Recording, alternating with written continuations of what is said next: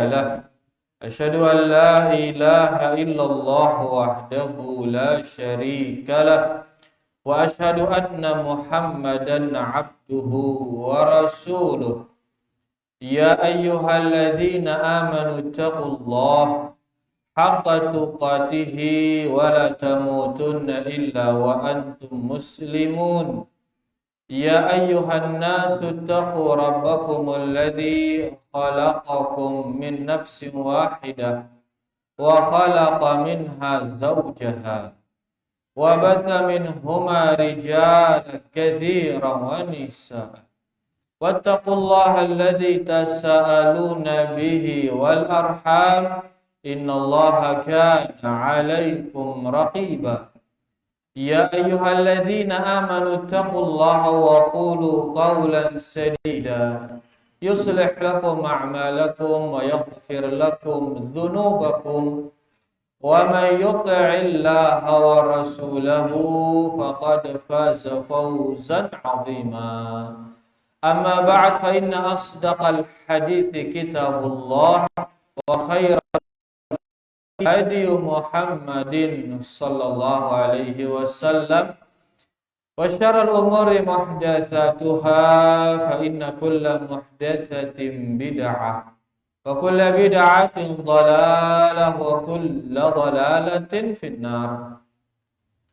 Rahimani wa rahimakumullah, para hadirin rahimani wa rahimakumullah.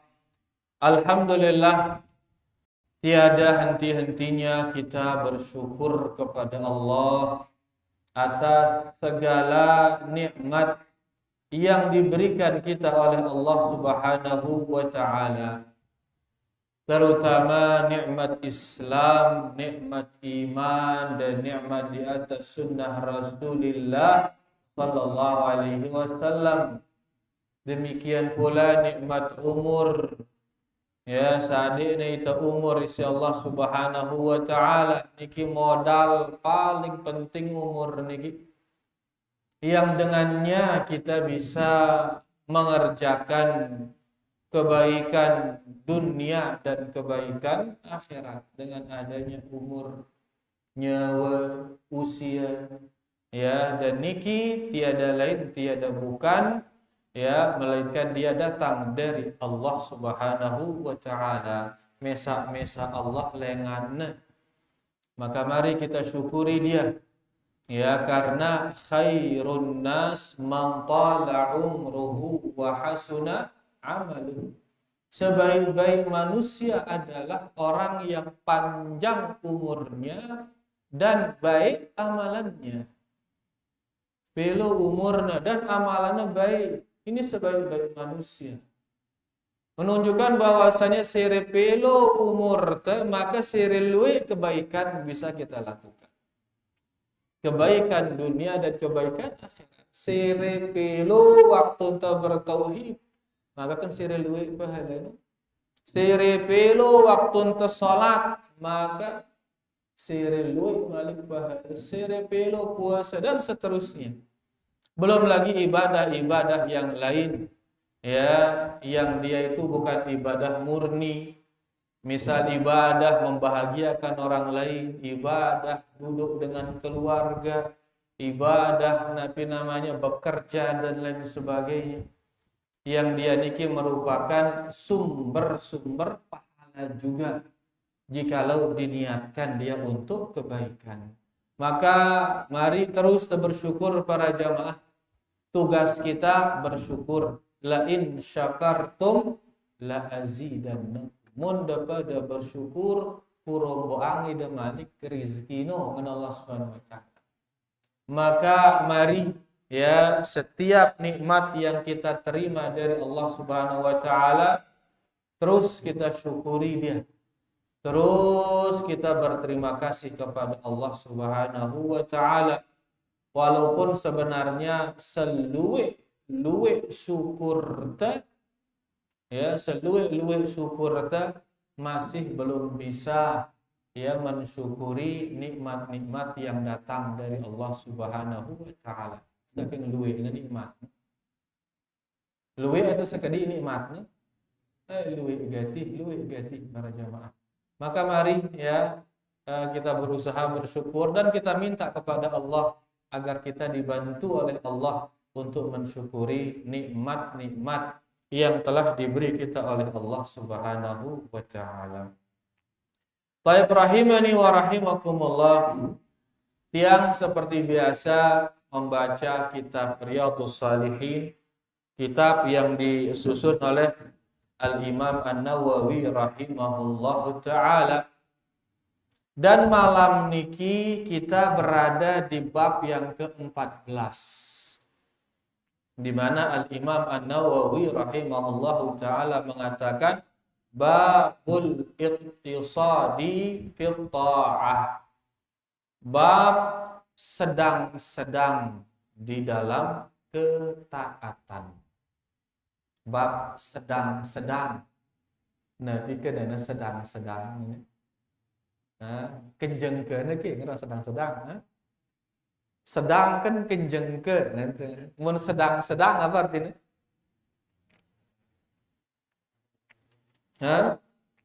Sedang-sedang artinya tengah-tengah, tawassut. Ya, tawassut tengah-tengah. Ndekna berlebih-lebihan, ndek endahna ngeremehan.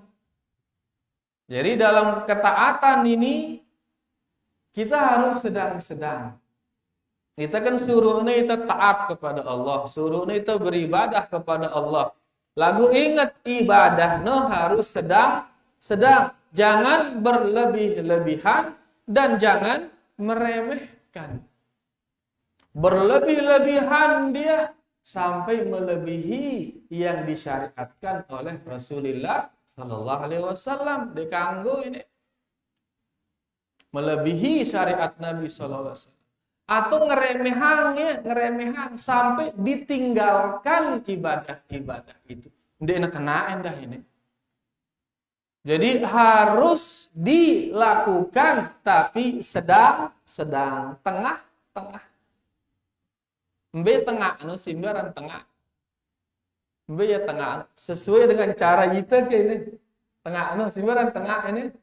Sesuai dengan cara Rasulullah sallallahu alaihi wasallam, dialah tengah-tengah Nabi. Nabi itu manusia paling sedang-sedang dalam beribadah. Makanya kita harus mengikuti beliau.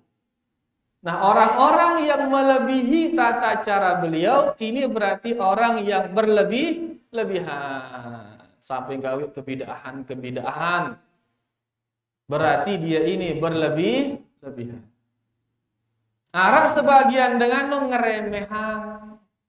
Ndek ngamalang ya ibadah salat sok ngono puasa sok ngono. Kadang maksiat dia minum khamr waliyadzubillah, berjudi, berarti ini ngeremehan.